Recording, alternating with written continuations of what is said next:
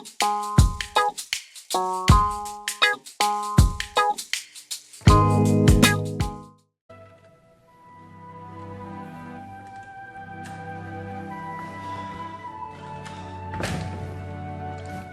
si Mama, kamusta na?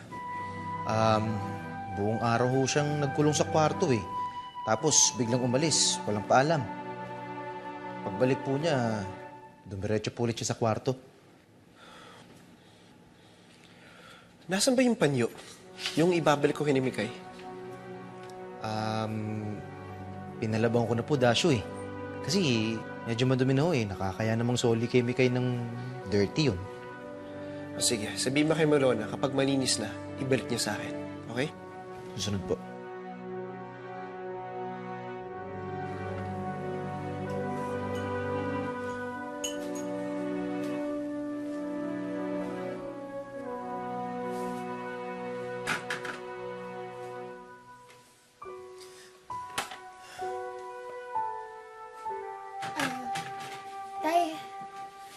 Tay, may bibilin po ba kayo?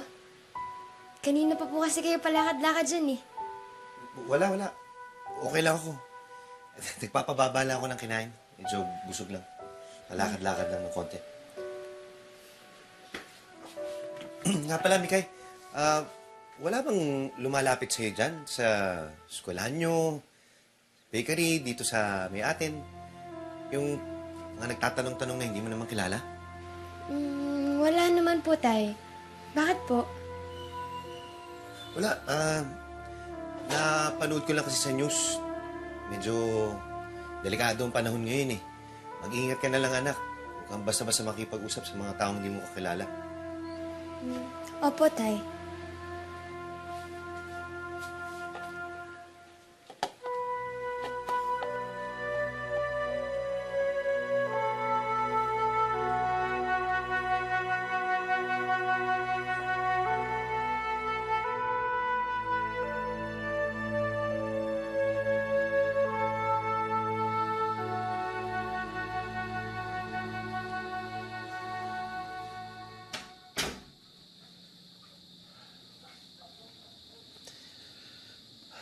Ma, kumusta po kayo? Eto. Ordinaryong mamamayan na lang. Kinausap ako ng hari. Tinanggal niya ako bilang miyembro ng grupa. Tinatanggal niya lahat. Sana lang hindi mapalayo ang loob niya sa'yo, Joe. Sorry, son. I failed you. No, Ma. Malalagpasin din natin to. Lalabas at lalabas din ang totoo.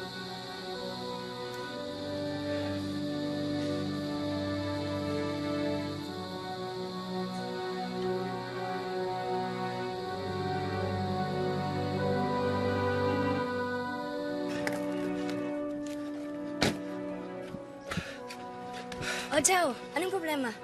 Wala, may balita sa palengke. Yung isang napagtanungan ko nag-text sa akin. May nakilala daw siyang tao na nakapagsabing may batang napulot daw. Baka... Pupunta na ako ngayon. Gusto mo sumama? O, sige. Okay, sige. Tara.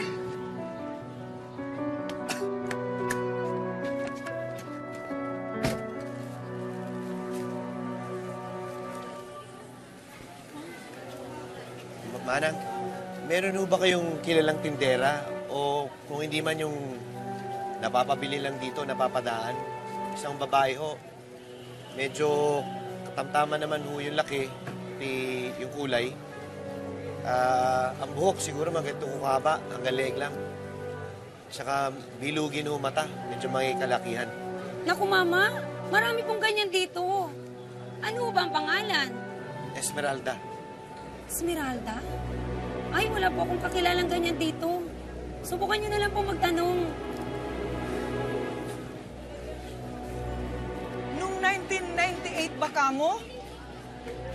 Naku, magulo dito noon. Nagkaroon ng pasabog dyan. Takbuhan ng mga tao dito doon. Naku, ang gulo-gulo. Mayroon ng batang babae noon na napulot eh. Talaga po? Nasaan po ang bata? Ang huling balita ko nasa Cavite. Dinala sa Cavite. Sino po nakapulot? Kilala niyo ba? Yung kababata ko, si Hilda.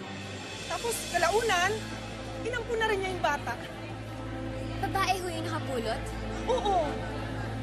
Joe, di ba sabi sa'yo ni Shivaji, lalaki yung nakapulot sa bata?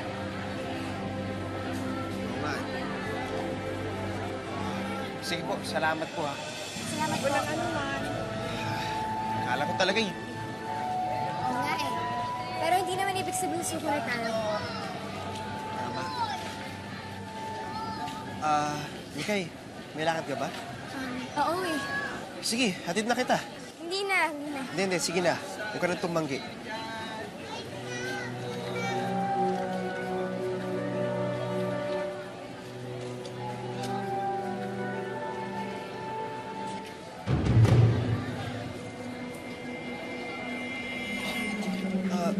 Mikay, okay ka lang ba? Oo. Ano? Tara na.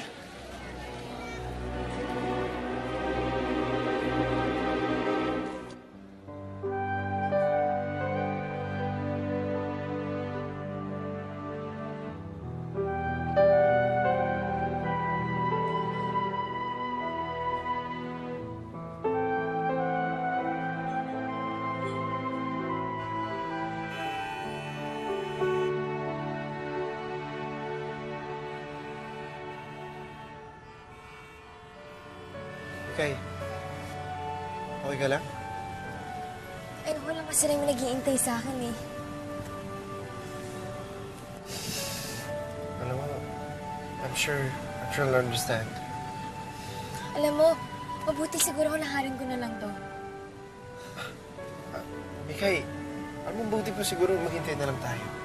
Mukhang aandar naman to, yo.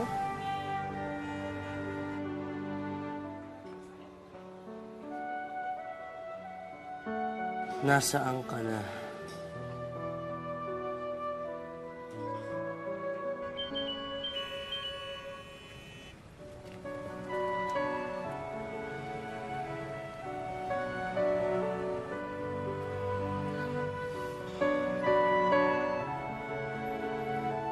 Balot! Balot! Ate? Balot! Ate, ano nangyari? Mukhang may banggaan po ng bus doon sa unahan. Mukhang matatagalan po ang traffic.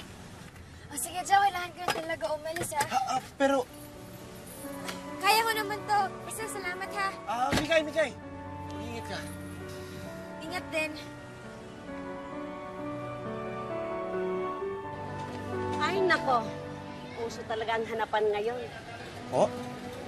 Kahapon, may isang babae ding nagtanong dito. Tungkol daw sa isang bata na napulot ng lalaki noon. Eh, nung sumabog dito, nawala daw yung bata. Ah, oo. Batang babae ngayon. Teka, biktima ka rin ba ng pagsabog noon?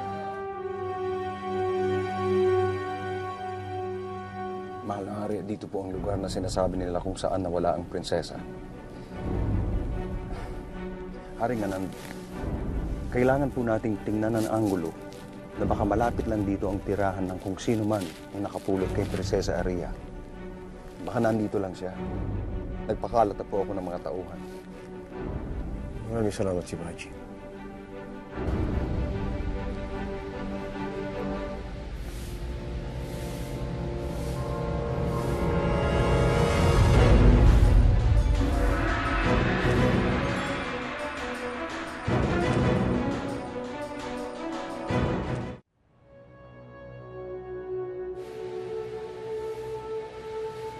Haring Anand, ano ginagawa niyo dito? Napadaan lang. Ikaw? May binili lang ho ko para sa kasal ho namin. Pasensya na ho. Baka hindi niya lang ho alam eh. Hindi pa ho kami kasi kinakasal sa simbahan ng asawa ko. Baka ho libre kayo. Iniimbitahan ko na rin ho kayo. Baka mapadaan lang ho kayo doon sa lugar namin. Doon na rin ho kasi malapit yung reception namin doon sa lugar namin eh. Sigurado matutuwa yung asawa ko doon. Thank you. Congratulations. Maraming salamat ho. Subukan niyo lang ho pumunta.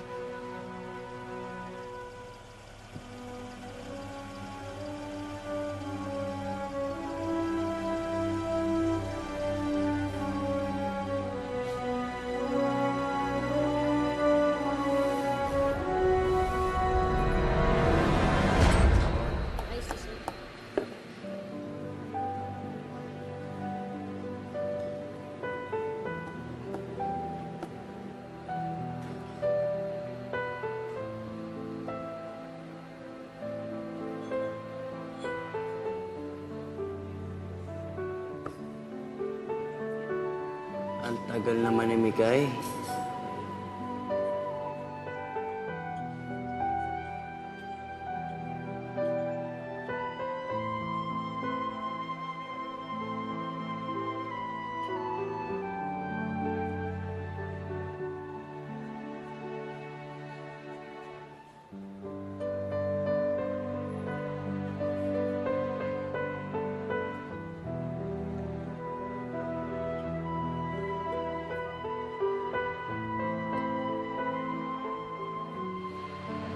Sir, pasensya na po. Magsasara na po kami.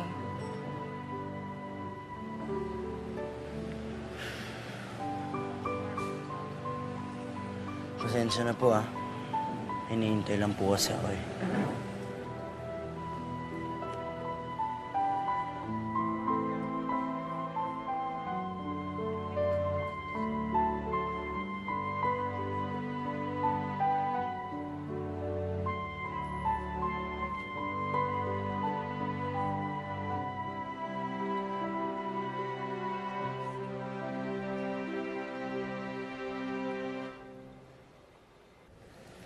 Gino!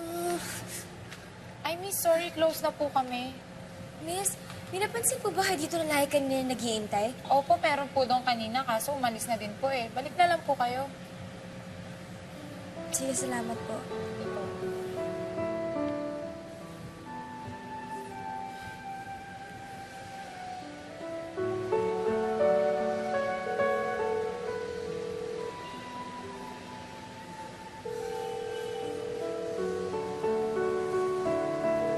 Gino, sagutin mo na. Sagutin mo na ako.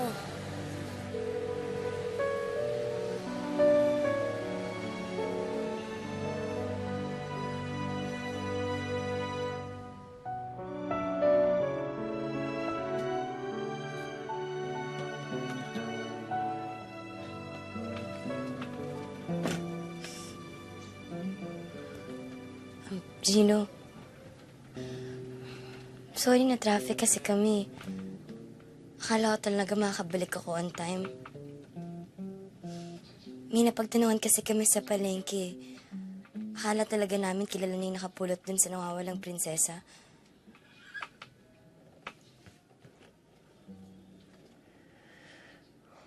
Di ba nangako ka? Di ba sabi mo dadating ka? Sabi mo sasamahan mo ko. Pero asan kami kay? Mukhang nag-i-enjoy ka lang naman kasama si Joe eh. Hindi naman sa ganun, Gino. Kung alam mo lang, gusto ko naman talaga bumalik talaga agad eh. Kaya lang... Kaya lang ano ba, Mikay? Mas masaya siyang kasama? Mas importante problema niya? Ano? Kasi pag nandyan siya, nakakalimutan mo na ako. Eh ako, Mikay. Puro ako problema. Puro kasungitan. Puro pang-aaway. Kaya ano? Mikay, huwag kang magbait-baitan. Sabihin mo lahat. Ah, sige. Sabihin ko. Ang yabang-yabang mo. At saka malayo ka talaga kay Jao. Magkaiba kayo. Ano, masaya ka na? Di naman gusto mo marinig, diba? Sobrang taas ng pride mo kasi kay Jao. Kasi si Jao, inaamin niya kapag mali siya. Eh, ikaw, ayaw mo amin sa sarili mo na hindi mo kaya. Ba't ba kasi ayaw mo amin sa sarili mo na kailangan mo na ayusin yung buhay mo? Alam mo, hindi kita madadamayan. Hindi kita matutulungan o kahit sino hanggat di mo tinutulungan yung sarili mo.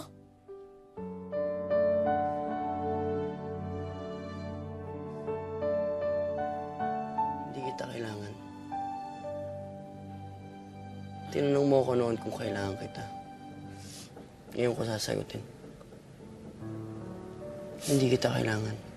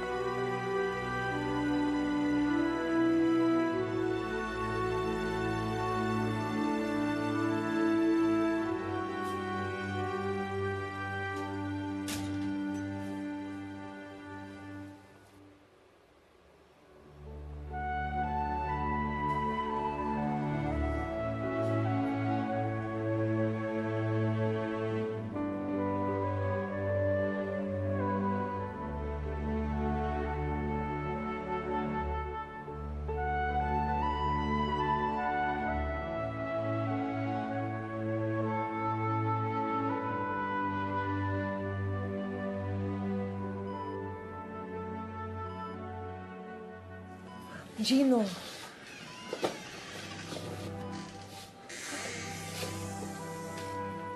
Ano nangyari dito? Wala po yan, ma. Anong wala? Nakipag-away ka? Kanino? Saan? Alam mo, ang dami na nga nating problema. Nakikipagbasagan ka pa ng mukha. Yun na nga, may basag na nga yung mukha ko. Binabasag niyo pa yung gabi ko. Ma, huwag na nga, please. Gino, baka nakakalimutan mo na nanay mo pa rin ako. Hindi pa nagbago yung sitwasyon ng daddy mo. We're not even sure kung magigising siya o hindi or babalik siya sa dati. Kaya please, the best thing that you can do now, huwag mo nang damihan pang iniisip ko. Okay lang? Hindi okay, ma. Hindi ko nga alam ba't pumupunta pa ako dito. Problema na naman dala ko. Edward? Edward? Edward?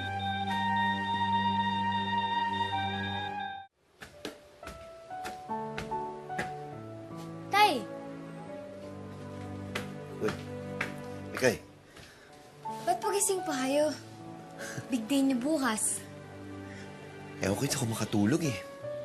Parang excited na kinakabahan na masaya. Hindi ko maintindihan. Naguguluhan ako sa emosyon ko ngayon, anak. Ay. Alam mo, anak, hindi ko pa rin maisip na mangyayari to sa amin ng nanay mo ulit eh.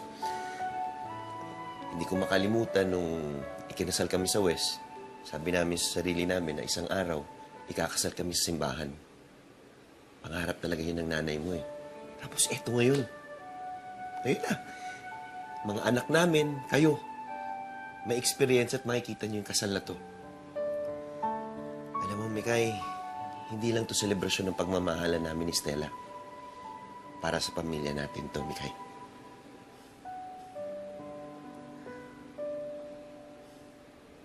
Oh, bakit ganyan ang itsura mo? Parang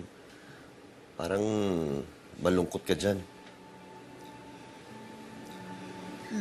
Wala po, Tay. Naisip ko lang po, nung kinuha niyo po kaya ako, may naghanap po kaya sa akin. Hinanap po kaya ako ng tunay na pamilya ko.